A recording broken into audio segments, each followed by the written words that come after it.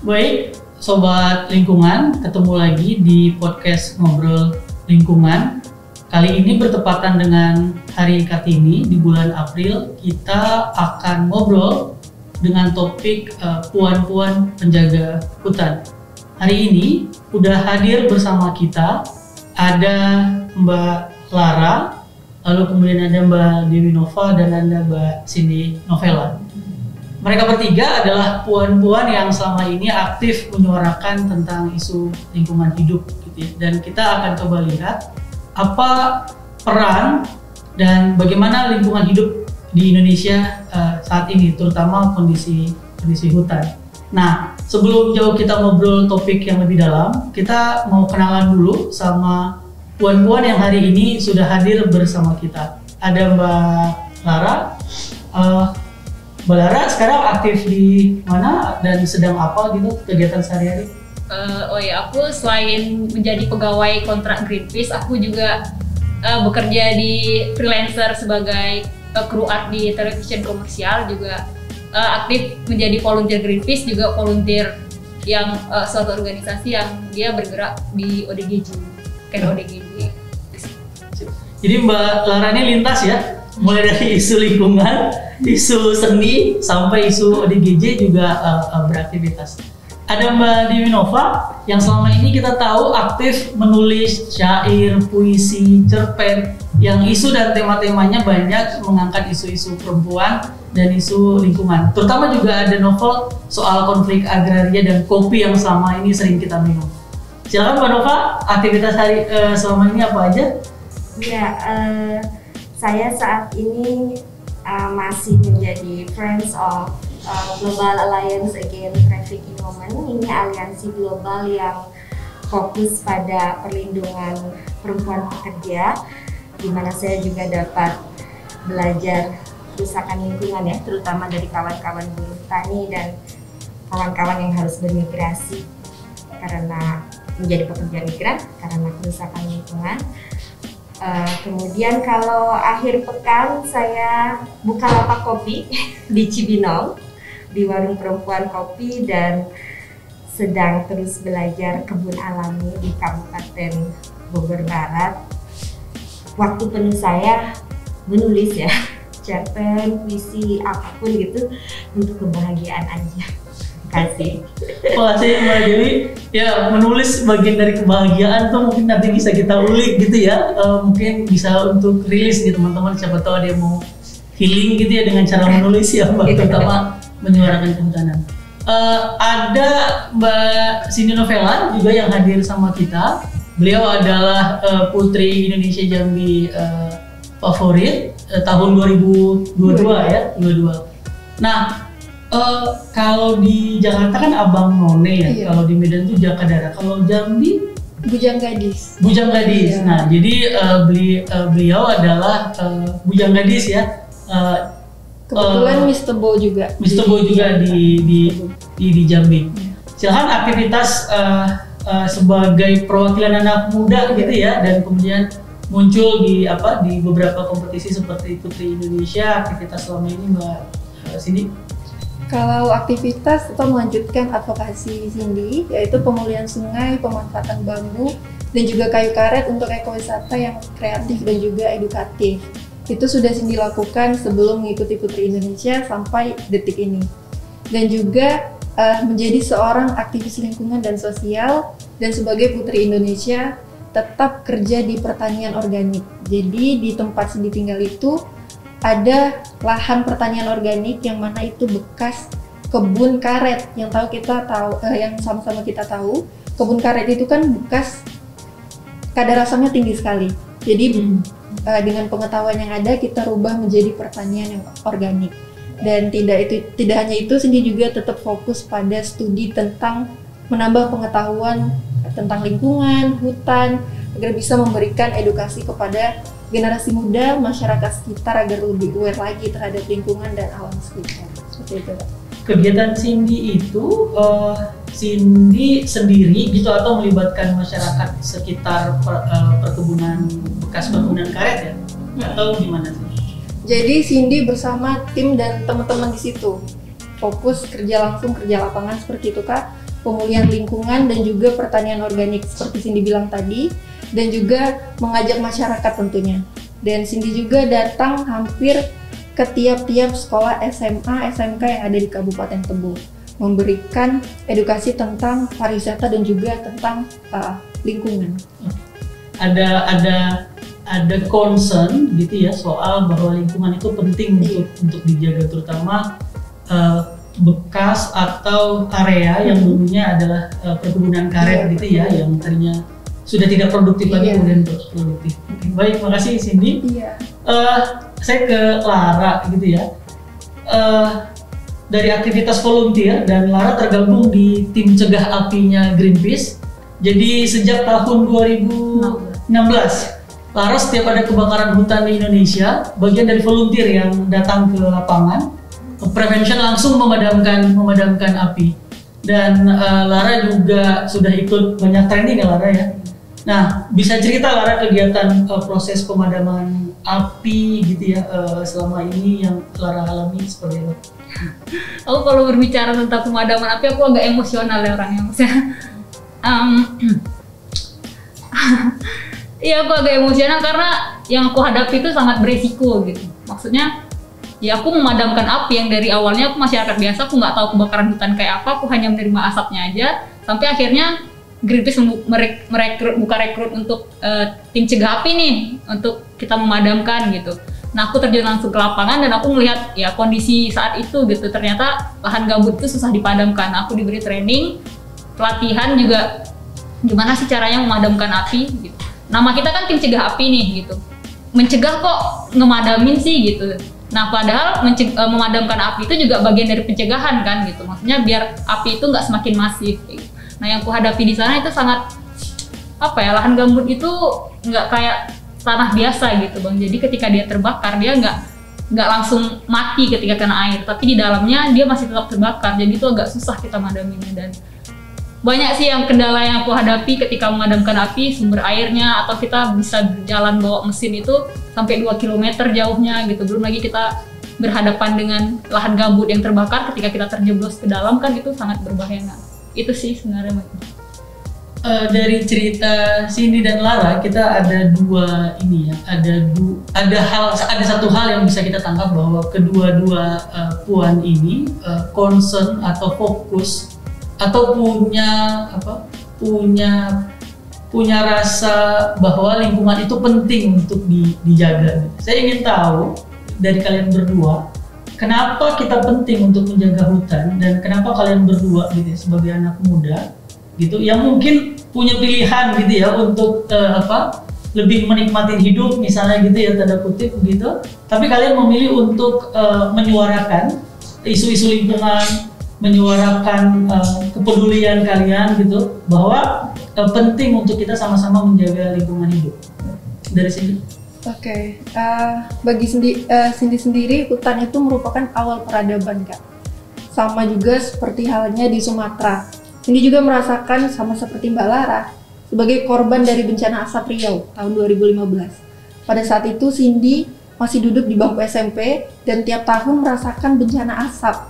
Dan 5 tahun sekali itu adalah bencana asap yang paling besar. Betul-betul merasakan sesak sekali seperti itu. Dan itu akhirnya membuat Cindy bertekad untuk ambil bagian dalam memperbaiki hutan dan juga concern pada pemulihan lingkungan. Dan tidak hanya itu Pak, seperti kita tahu ya, di Sumatera sendiri itu dijuluki sebagai Andesnya Indonesia. Menyimpan kekayaan alam, flora, fauna terbaik, sungai, danaunya. Tetapi pada tahun 2010 sendiri, itu ada sekitar 94,4 juta lahan yang disebut sebagai hutan. Tapi pada tahun 2020 tersisa hanya sekitar 29,50 juta hektar saja. Dan di Sumatera sendiri itu tersisa tinggal 15,3 juta Kak. Dan tiap tahun terus berkurang. Akibat apa? Ternyata akibat ekspansi dari perkebunan besar dan juga pertambangan yang didukung oleh pemilik capital finance besar dunia. Dan akhirnya itu yang menggerakkan Cindy untuk bisa ambil bagian dalam ini. Oke, makasih Cindy. Concern Cindy dan Lara sangat penting ya untuk melihat bahwa keberlanjutan hidup kita itu tentu harus ditopang oleh lingkungan yang baik. Gitu. Ada ruang hidup. Cindy juga tadi menyampaikan beberapa data bahwa deforestasi terjadi cukup masif di Riau, terutama untuk daerah-daerah yang ekonominya ditopang oleh industri ekstraktif, misalnya seperti Kalimantan Timur, Kalimantan Tengah, Kalimantan Barat, Sumatera Selatan gitu, atau hampir seluruh wilayah Indonesia. Sebenarnya ekonomi kita secara nasional juga ditopang oleh industri ekstraktif gitu ya. Dan ancaman deforestasi masih tinggi di Indonesia. Dan Indonesia masih memungkinkan terjadinya deforestasi. Meskipun para akademisi gitu ya, dunia bahkan menyebut bahwa cara cepat untuk menekan laju perubahan iklim salah satunya adalah menghentikan deforestasi. Tapi Indonesia belum mau menyebut bahwa kita akan berhenti atau stop atau end deforestation, tapi kita menyebut jalan tengah gitu ya Mbak Dewi ya. Kita menyebutnya sebagai net sink. Boleh tetap deforestasi, yang penting reforestasi tetap ada gitu. Mbak Dewi melihat fenomena ini, apa yang bisa kita jelaskan gitu ya, bahwa ada hal yang tidak sesuai sebenarnya, ada relasi kita dengan alam yang itu sangat eksploitatif sekali. Gimana Mbak Dewi? Iya, pertama saya ingin melihatnya dari cara manusia berelasi dengan alam, gitu ya. Jadi saya merasa dan berpikir bahwa peristiwa-peristiwa deforestasi, kemudian dampaknya yang tadi juga sudah disampaikan oleh Cindy dan Lara itu tidak lepas dari cara manusia memandang alam, dan terutama manusia yang memegang konsep pembangunan. Nggak hanya di Indonesia, di dunia ya, karena mungkin sekarang sistemnya udah mengarah ke sistem global gitu. Kita berefleksi melihat ada satu norma gitu ya. Jadi norma itu di balik hukum, di balik kebijaksanaan gitu. Yang semangatnya itu sungguh antroposentris ya, atau berpusat kepada manusia gitu. Sehingga alam ini dianggapnya kegeeran gitu ya, dianggapnya disediakan untuk manusia.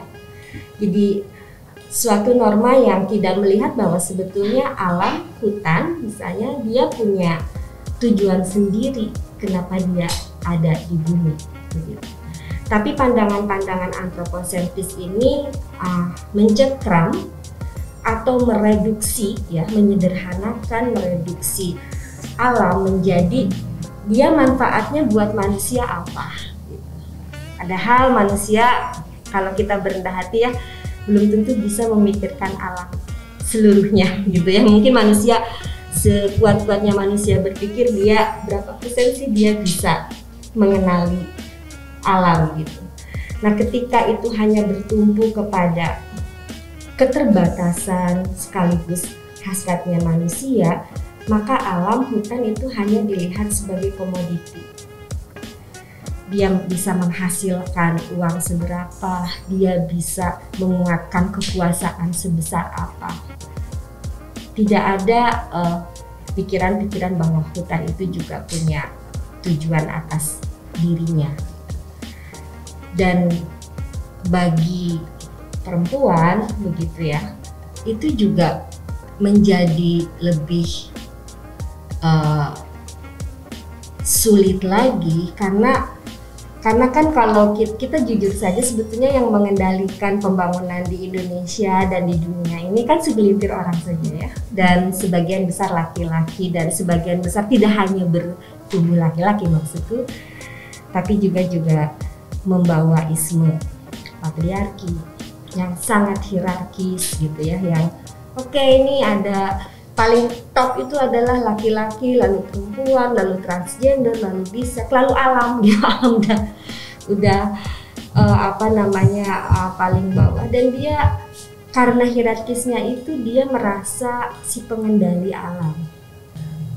Tingginya eksploitasi alam gitu ya, atau lingkungan yang dilakukan oleh kita lah umat manusia, itu disebut sebagai corak maskulinitas gitu ya, dan kurangnya jiwa yang feminis di situ atau feminim di situ. Nah, mungkin bisa dijelaskan Mbak Dewi agar kita semua dan teman-teman juga bisa paham gitu ya. Sebenarnya konsepsi, kenapa kemudian konsepsi maskulinitas itu dianggap terlalu eksploitatif gitu ya, sehingga memang kita perlu tidak dalam bentuk fisik gitu ya menjadi feminim gitu, tapi dalam konteks kebijakan dan perilaku bahkan kita harus penuh dengan berkasih sayang gitu ya. Bisa dijelaskan Mbak Dewi ke kita semua? Iya, jadi memang kita mesti mau ya membuka pikiran, membuka hati untuk memeriksa kembali, misalnya dalam kebijakan deforestasi atau pengelolaan lingkungan ini, seberapa semangat patriarkis itu hadir gitu. Semangat tidak hanya terwakili oleh orang-orang jenis kelamin, oleh orang-orang yang melahirkan kebijakan-kebijakan terkait pengelolaan lingkungan, tapi juga terutama semangatnya gitu ya, karena juga perempuan juga belum tidak serta-merta jadi ramah lingkungan, laki-laki juga tidak serta-merta merusak lingkungan, tapi yang merusak lingkungan itu adalah semangat patriarkisnya gitu. Nah, karena itu yang tadi aku sampaikan, semangat patriarkis itu memang dia kan lahir dari antroposentris itu yang berpusat pada manusia, lalu dia mengental lagi menjadi pada manusia laki-laki, dan tentu secara interseksionalitas ini laki-laki yang mana, apakah laki-laki buruh tani gitu ya, tentu bukan gitu kan, tapi laki-laki yang dia punya tangan, punya kaki untuk mengatur kebijakan tentang lingkungan. Artinya laki-laki yang memegang, yang punya kuasa untuk memegang kebijakan. Nah, semangat-semangat ini perlu dikoreksi, perlu diimbangi oleh semangat-semangat yang ekofeminis, gitu ya.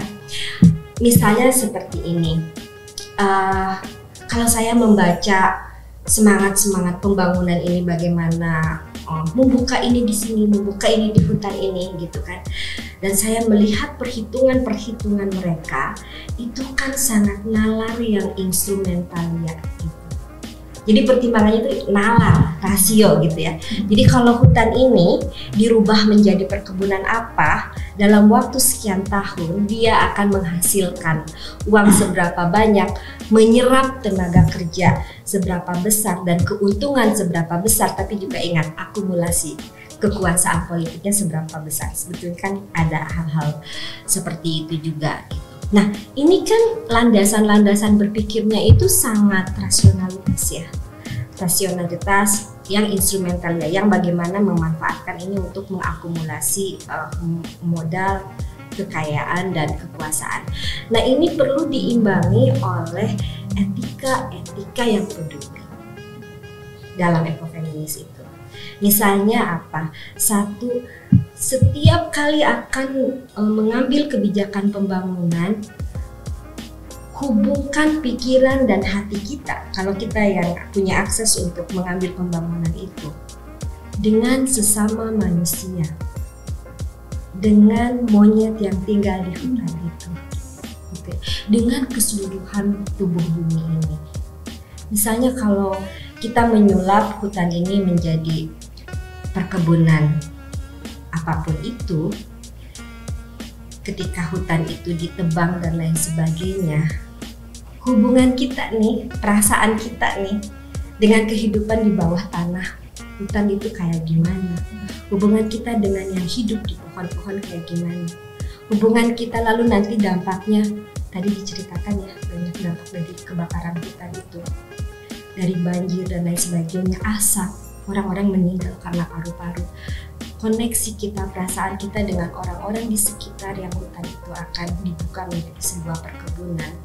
Dan juga koneksi perasaan kita, kepedulian kita, etika kita dengan seluruh tubuh bumi. Kalau hutan di Jambi ini harus dihabisi, apa yang terjadi dengan seluruh tubuh bumi ini? Padahal kan kita tinggal di bumi yang satu ya. Kita hanya tinggal jadi selalu kembangkan perasaan-perasaan tidak hanya sejenis kelamin, seagama, sesuku, sepulau, tapi kembangkan rasa-rasa sebumi, setubuh bumi.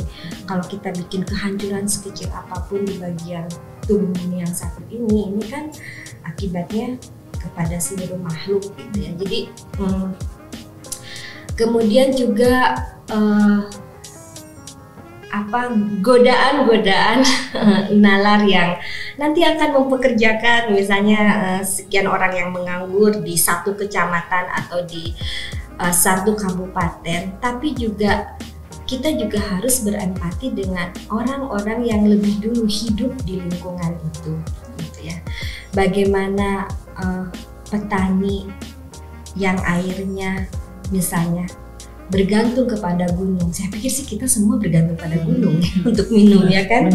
Nanti Cindy bisa menjelaskan kenapa Cindy begitu mencintai sungai misalnya, seperti itu.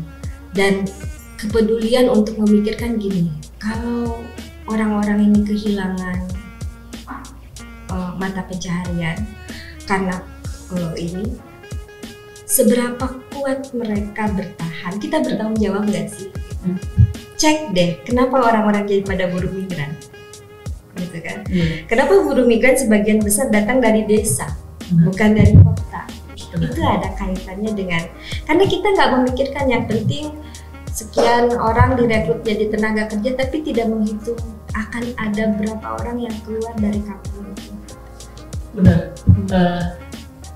Bahwa berapa orang yang keluar dari kampung itu, apa dampak terhadap kampung itu, lalu kemudian kita melihat bahwa sering sekali cara pikir kita adalah itu adalah lahan yang kosong, area yang kosong dan tidak punya hubungan dengan yang lain. Nah, Cindy tadi sempat di awal menyebutkan bahwa hutan dianggap sebagai awal dari peradaban gitu ya, sama yang disampaikan Mbak Dewi juga tadi bahwa ada kehidupan di situ, ada tidak hanya sekedar manusia gitu ya, tapi ada kera di situ, ada monyet di situ, ada biodiversitas, ada keragaman hayati yang sangat kaya di hutan-hutan di Indonesia. Cindy pernah di Riau sampai ke Jambi gitu ya, dekat sekali dengan situasi dan yang kita bicarakan ini gitu. Bahkan sampai sekarang masih bekerja dengan komunitas gitu ya. Apa yang Cindy tangkap dari situasi masyarakat di lokasi itu gitu ya, yang sampai disampaikan Mbak Dewi tadi, misalnya kayak ketika perkebunan masuk, ketika pertambangan masuk gitu ya, ketika hutan dirusak, tidak hanya pada keluarga Cindy atau saudara-saudara yang tinggal di sana, tapi juga orang yang datang ke sana menjadi pekerja. Cindy bisa ceritakan mungkin ke kita semua bagaimana sebenarnya kehidupan yang mungkin jauh ya dari kita di sini. Oke Kak, kalau Cindy sendiri itu menurut Cindy hutan memang telah rusak. Terus sungai-sungai, danau itu memang sudah berada dalam kondisi kritis ya Kak ya. Tapi sebenarnya bukan itu yang menggerakkan Cindy untuk ambil bagian dalam mempertahankan hutan atau memperbaiki keadaan alam yang telah rusak Kak. Justru kondisi masyarakat Sumatera lah yang akhirnya menggerakkan Cindy ambil bagian dalam ini. Masyarakat di sekitar Cindy tinggal dan hidup itu kondisinya sangat sekali memprihatinkan, baik dari segi ekonomi, sosial maupun kebudayaannya. Dan itu semua terjadi akibat dari ekspansi perkebunan tadi Kak, rusaknya lingkungan, rusaknya alam. Di Sumatera sendiri, masyarakat itu sebelum era kayu dan kerja emas tradisional, mereka mencari ikan di sungai sudah bisa cukup untuk hidup satu keluarga. Sisanya dari bertanam atau bercocok tanam duku, kelapa, atau berternak kerbau ya Kak ya. Tapi sekarang sungai telah rusak. ikan-ikan itu udah nggak ada lagi di sungai. Sungainya sudah keruh sepanjang tahun, apalagi di Batanghari ya Kak. Kita tahu akibat dari kerja mencari emas seperti itu Kak, atau masyarakat menyebutnya di sana dompeng. Jadi dompeng itu tambang emas kecil tradisional yang dilakukan oleh masyarakat sekitar. Karena tidak ada lagi pilihan selain mencari emas di sungai, karena ikan udah nggak ada lagi seperti itu. Dan yang lebih konyolnya lagi justru di beberapa daerah, suku bangsa minoritas, suku asli di sana itu sengaja dimobilisasi untuk menjadi tenaga logging, yang itu merusak hutan, kita tahu kan. Mereka sengaja dimobilisasi merusak hutan yang menjadi sandaran hidup mereka sendiri Kak. Seperti orang Rimbo di Jambi, Sakai di Riau, Nias, dan Mentawai. Mungkin itu sih Kak. Misalnya mengajak masyarakat untuk sama-sama menjaga hutan. Tentu kita tahu juga bahwa yang menjaga hutan sebenarnya selama ini adalah masyarakat adat gitu ya. Karena mereka menggantungkan hidupnya di sana. Banyak yang menggantungkan hidupnya. Nah, apakah pengalaman Cindy gitu ya selama ini, apakah ada misalnya kelompok masyarakat yang menolak gitu, tapi lalu kemudian ada kelompok masyarakat yang menerima gitu. Nah, bagaimana Cindy menanggapi itu dan bagaimana kemudian Cindy bisa diterima oleh masyarakat di sekitar hutan di Jambi? Iya, pastinya tidak mudah Kak dan berat, apalagi untuk bisa memberikan pandangan kepada masyarakat tentang apa yang mereka lakukan selama ini tuh merusak hutan Kak. Pembukaan perkebunan besar, kelapa sawit, karet, kebun kayu besar yang dimiliki oleh tuan tanah, itu tuh ternyata menjadi teladan atau pendorong masyarakat akhirnya tidak memiliki pilihan selain merusak hutan. Dan memang tidak gampang, meskipun tanah masih subur dan bisa ditanami padi, tidak mudah rasanya mengubah masyarakat itu untuk tidak menanam sawit dan karet Kak, seperti itu. Dan mereka tetap memilih tanaman komoditas, tapi tanaman komoditas yang mereka pilih itu merusak hutan, merusak lingkungan, merusak kekayaan alam yang ada di dalamnya. Dan mungkin itu akan menjadi PR besar untuk Cindy, apalagi bisa memberikan pandangan langsung ke masyarakat sekitar yang dari dulu mereka memang sudah melakukan itu, tapi kita pernah kok ada di posisi yang lebih baik, ada di posisi kemajuan sebelumnya. Hutan kita masih bagus, lingkungan kita masih bagus, masyarakat itu bisa bertahan hidup dari bertani, dari menjaga lingkungan. Tapi justru kedepannya itu mereka itu terinspirasi akhirnya merusak hutan, mencari pendapatan yang akhirnya merusak lingkungan. Tetapi kedepannya Cindy berharap bisa mengajak kaum milenial juga untuk bisa ambil bagian dalam ini, supaya kita bisa mencari cara yang lebih baik untuk bisa melestarikan hutan. Baik, terima kasih Cindy. Kita tahu bahwa bencana di Indonesia itu dominan sebenarnya adalah bencana hidrometeorologi, gitu ya. Bencana yang itu disebabkan oleh perilaku manusia, tapi disebut sebagai bencana alam. Gitu ya. Bencana yang misalnya gempa bumi, vulkanologi, gitu ya, atau gunung berapi meletus, itu sebenarnya sedikit sekali. Data BNPB 2020 itu menyebutkan hampir 90% lebih bencana itu hidrometeorologi. Artinya perubahan udara gitu ya, perubahan polusi dan sebagainya, termasuk kebakaran hutan. Dan Cindy dan Lara adalah orang gitu ya yang pernah menjadi korban atau bagian gitu ya di bencana itu, di bencana hidrometeorologi, yang itu adalah akibat ulah manusia juga gitu, dan itu semua diaminkan gitu ya, dan diperbolehkan gitu, bahkan penegakan hukum juga ada. Lara mungkin bisa cerita ke kita gitu ya.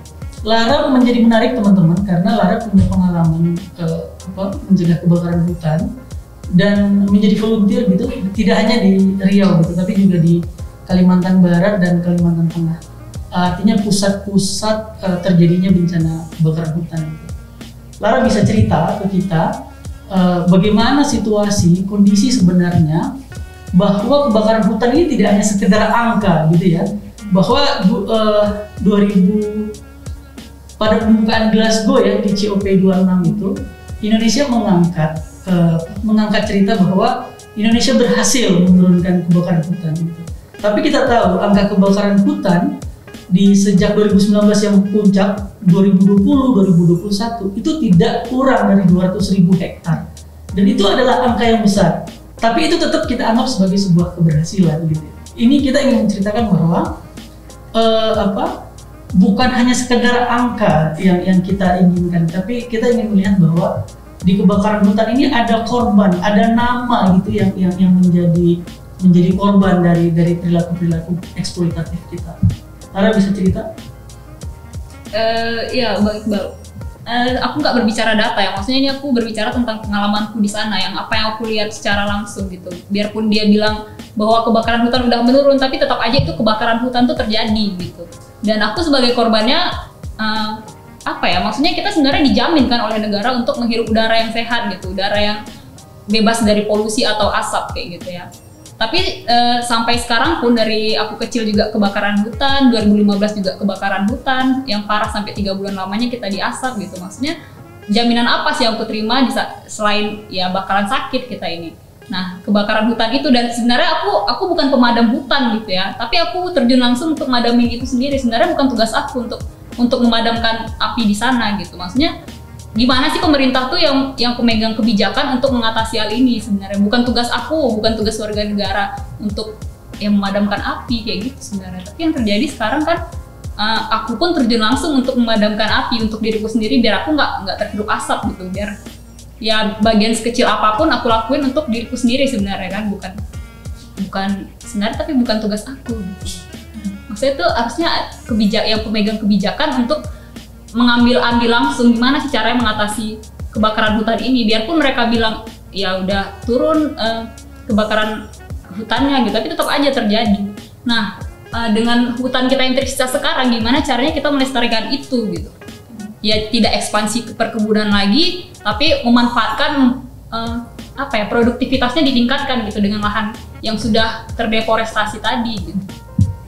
Tidak lagi ekspansi gitu ya? Iya, tidak lagi ekspansi. Artinya yang lahan yang ada sekarang, perkebunan kelapa sawit yang ada sekarang, ya udah itu dimanfaatkan, jangan lagi diekspansi ke hutan yang lain. Nah, di 2019 Lara di Palangkaraya. Palangkaraya ya. Dan teman-teman ada cerita sebenarnya di Palangkaraya bahwa Kalimantan Tengah itu, teman-teman koalisi dan masyarakat Kalimantan Tengah itu melakukan gugatan ya sebenarnya kepada negara, dan menang. Masyarakat menang, citizen lawsuit gitu ya, bahwa negara harus bertanggung jawab gitu terhadap kebakaran hutan yang terjadi di Kalimantan Tengah gitu. Tapi kebakaran hutan gitu ya, dari data Greenpeace sampai sekarang masih terjadi, Lara. Kira-kira Lara ada bisa nanggapin nggak ya? Kita udah berjuang lama banget di situ, bahkan kita melakukan gugatan, tapi kebakaran hutan tuh masih terjadi sampai sekarang, bahkan di lokasi yang hampir sama tiap tahunnya. Jadi kalau kita lihat data, nggak usah jauh lah, 20 tahun ya, 10 tahun kebakaran hutan Indonesia itu hampir terjadi di lahan gambut yang sama setiap tahunnya. Bahkan bulannya itu bisa kita tahu sebenarnya, tapi tetap terjadi. Gimana, Kak? Ya, itu menarik ya, Bang Iqbal. Maksudnya kita udah menang gugatan, tapi kebakaran tetap ada gitu ya. Jadi artinya ini kan nggak digubris sama pemerintah bahwa sebenarnya gugatan ini udah menang. Dan lucunya lagi, ketika itu udah terbakar, terus terbakar lagi. Artinya waktu itu aku pernah ke Kalimantan, ya ke Ketapang gitu ya, maksudnya. Jadi 2015 dia terbakar. Data dari ini sih dari juga 2015 terbakar, terus katanya itu tuh memang terbakar gitu, tapi setelah 2018 kita kesana itu udah ditunggui kelapa sawit gitu. Artinya kan itu memang sengaja dibakar untuk ditanami kelapa sawit itu gitu. Nah, kenapa dia dibakar lagi? Ya aku juga agak heran tuh, kenapa dibakar gitu, buat apa gitu, kalau nggak punya maksud tertentu untuk ekspansi perkebunan kelapa sawit atau apalah itu. Tapi pasti ada maksud dan tujuan tertentu. Nggak mungkin dia tiba-tiba terbakar, karena memang 90% itu pasti ulah manusia kalau dibakar. Nggak mungkin alam sih, kalau misalkan untuk membakar itu dia butuh proses yang agak lama. Iya, tapi itu pasti ulah tangan manusia kalau sampai terbakar gitu. Dan agak berbeda ya kebakaran hutan Indonesia dengan di beberapa daerah seperti Amerika misalnya yang kita tahu itu memang disebabkan suhu yang memang sangat tinggi gitu. Sedangkan Indonesia beberapa riset gitu ya, mulai dari beberapa akademisi yang memang fokus di kebakaran hutan, kebakaran hutan dan lahan, itu menganggap bahkan 95% lebih kebakaran hutan Indonesia itu memang akibat ulah manusia. Mbak Dewi tadi sempat di awal ngomongin soal relasi kuasa, pasti ada akumulasi politik kata Mbak Dewi di situ. Nah, adakah kemudian hubungan ini gitu Mbak, peristiwa ini bahwa kebakaran hutan, deforestasi, bencana hidrometeorologi itu terjadi berulang-ulang di Indonesia dan terakumulasi. Bencana mungkin kalau dulu Jakarta cuma banjir setahun 2 kali gitu ya Mbak, sekarang bisa 6 kali. Tahun 2021 6 kali terjadi banjir di Jakarta dan dalam waktu yang dekat gitu. Kita nggak pernah dengar misalnya Malang kebanjiran, itu terjadi. Wilayah kecil di Parapat, di Simalungun, di Danau Toba, itu puncak gitu Mbak ya. Tidak pernah banjir, tapi kemudian banjir bandang gitu ya. Dan ada tempat-tempat yang maksudnya jauh dari hiruk pikuk bencana, tapi hari ini terjadi bencana gitu Mbak. Adakah misalnya hubungan akumulasi kuasa tadi, patriarkinya terhadap penguasaan sumber daya alam terhadap bencana yang terus terakumulasi ini Mbak? Ya. Menurutku sih kalau selama paradigma pembangunan yang patriarkis, hierarkis, reduksionis itu dipertahankan gitu ya, itu yang akan terjadi dengan bumi kita ya. Jadi bukan kerusakan akan terus terulang dan menurut paparan barusan kan semakin parah gitu kan, karena juga kalau kita melihat kan kemudian itu juga menjadi sebuah, jadi mereduksi alam itu menjadi bahan bakar untuk neolit gitu kan. Maksudnya mereka nggak bisa sistem neolit ini tumbuh, sistem oligarki ini nggak bisa tegakkan tanpa norma-norma yang reduksionis itu. Jadi aku tuh kadang berpikir begini kan baru sedikit orang ya yang menghayati, yang berefleksi bahwa yang kita sebut bencana alam itu bukan bencana alam gitu kan ya. Aku suka antara sedih, antara kesel kalau ada banjir tuh semua orang teriak sama Tuhan, ya kan, musibah begini. Tapi kalau ada kebijakan-kebijakan pembangunan yang anti terhadap alam, terhadap bumi, gak ada loh orang yang teriak pada Tuhan. Maksudku artinya ini juga tidak hanya pekerjaannya di kawan-kawan feminis, di kawan-kawan ekofeminis gitu ya, untuk bagaimana bergotong royong dengan kawan-kawan lingkungan merubuhkan paradigma pembangunan itu, tapi juga kita juga ingin mengajak lebih ke tanggung jawab para agamawan juga gitu. Jadi bagaimana para agamawan juga membantu untuk mengoreksi, merubuhkan paradigma pembangunan yang sangat reduksionis terhadap alam ini. Jadi aku membayangkan suatu hari akan tiba pada sebuah masyarakat yang kalau pemerintah mengeluarkan kebijakan deforestasi gitu ya, oh Tuhan Yesus, Bunda Maria, Allahu Akbar, ini akan merusak gitu ya. Jadi sekarang kan ucapan-ucapan itu baru muncul ketika ada kebakaran hutan ya kan, ya Allah kami kena musibah. Begitu musibah kah? Gitu. Kemarin waktu kebijakan deforestasi diumumkan, kita kan merasa oh desa kita akan menjadi kota dan itu. Demikian juga kepada kawan-kawan feminis, kawan-kawan gerakan perempuan. Aku bermimpi suatu hari bahwa misalnya isu deforestasi ini menjadi isu bersama seperti sekarang kawan-kawan termasuk juga aku mendukung hangat tentang RUU TPKS misalnya ya. Aku pingin suatu hari itu ada tuh kolaborasi yang kayak gitu, sehingga karena kan ini sudah jadi paradigma ya, paradigma pembangunan itu. Jadi maksudku begini, kalau kita ingin besok tidak ada banjir yang lebih buruk, besok tidak ada kebakaran hutan yang terus berlanjut, besok tidak ada udara yang semakin panas, memang ini semua pihak menurutku mesti mau sih untuk merubuhkan paradigma pembangunan itu. Karena kita mau ngobati kayak apa kalau paradigmanya nggak kita runtuhkan. Kita tiap tahun kayak rumah sakit terima pasien gitu. Iya. Tiap tahun support teman-teman yang kena banjir, support teman-teman yang jadi buruh migran lalu mengalami apa di negara tujuan. Benar. Makasih Mbak Dewi. Ini jadi catatan juga ya ke kita bahwa paradigma menjadi penting gitu ya, bahwa pada saat kita merasa bencana atau musibah itu juga mungkin perlu direvisi gitu. Refleksi. Dan ini kalau kita lihat gitu ya di media sosial misalnya, pada orang-orang gitu ya, atau misalnya nih ke Lara sama ke Cindy gitu ya, kalian bisa dibilang Gen Z dan milenial lah ya, yang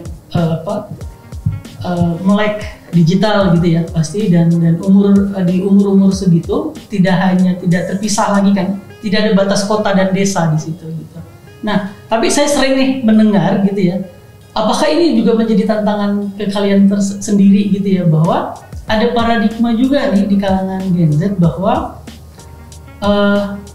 sering disebut misalnya, wah SJW ini udah mulai nih misalnya gitu ya, social justice warrior nih misalnya, melakukan pembelaan gitu, atau misalnya di Cindy pernah nggak ya di sini misalnya dapat ngomongin lingkungan, tapi kita nggak makan nih Cindy misalnya kayak gitu ya, atau ada narasi-narasi kontra produktif lah gitu ya terhadap narasi-narasi atau semangat menjaga lingkungan yang teman-teman dapatkan.